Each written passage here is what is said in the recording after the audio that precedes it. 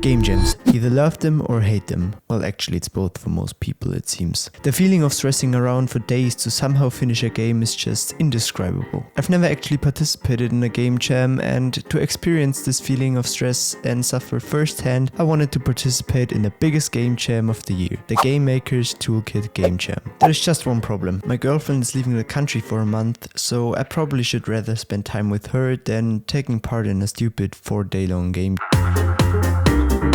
I assume you all know what a game jam is. You get a theme and then everybody's building a game around that theme in a given amount of time. For this year, all the participants had 96 hours, which is actually twice as long as in the last years. Reason being that previously most people just haven't slept for 2 days to make a game. So they doubled the time period and now people can just stay awake for 4 days in a row. I enrolled myself in the jam and on Friday evening the theme was announced. Over the next 4 days is to make a game that fits the following theme.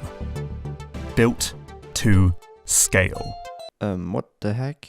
First, I was a bit confused, mainly because I didn't know the word scale has so many fucking different meanings in the English language. But after some brainstorming, I actually had some good game ideas. Also, by reading the comments, I realized how creative some people are and how far you can really take the theme. So, overall, a good theme. I had a variety of ideas, from building a cake and putting it on a scale to match a weight, to a platformer where you can control the size of your character. But I ultimately decided on a tower building game, where you can arrange various building blocks to build the highest tower you can. After choosing a game idea, we need to plan out the remaining hours, but there was a slight problem. See, the jam was scheduled from Friday evening to Tuesday evening, but since we spent the hours on Friday to brainstorm and find an idea for the game, we have these 4 days left. Seems like a lot of time, right? Well, I wanted to spend some time with my girlfriend before she's leaving, and my brother celebrated his birthday, which,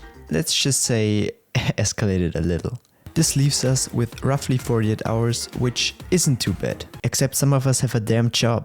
So I guess we're making a game in less than 20 hours. Like every project, we start off by creating a prototype of the game. Blocks will move down from the top of the screen and you need to place them strategically to build a tower, which is a completely original idea, by the way. It was honestly a pretty easy game to make. The only problem was that we weren't moving up the camera at this point, so this would happen.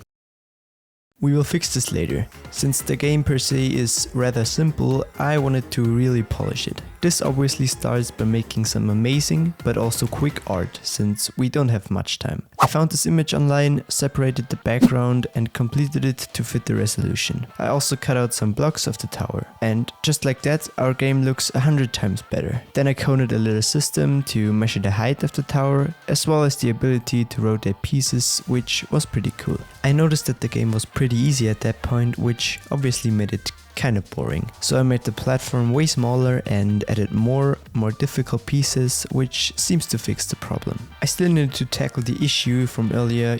You remember the one that generated the block tsunami? Exactly. Wouldn't be so nice if it was in a game. So I fixed exactly that by moving up the camera and also programmed a little system to procedurally generate background tiles as we move up. The next step was to create a main menu, and I didn't bother creating an extra scene for that and decided to implement it into the game loop. This could, however, lead to some really bad problems, since you're not reloading the scene, and if there is one error, well, everything's fucked. But at least it looks cool. The title is based on a famous Bible story, the Tower of Babel? Babel.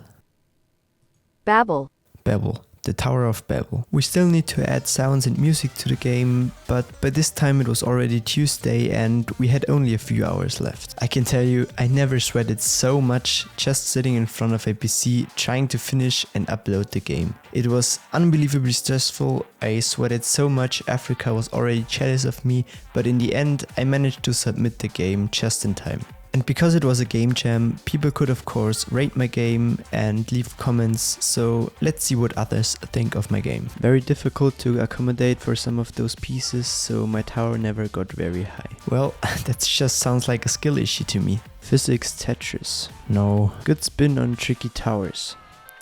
Tricky Bob. Okay, I get it. In my defense, I didn't knew about tricky towers until researching for inspiration for this game. But yes, then it inspired the game a little.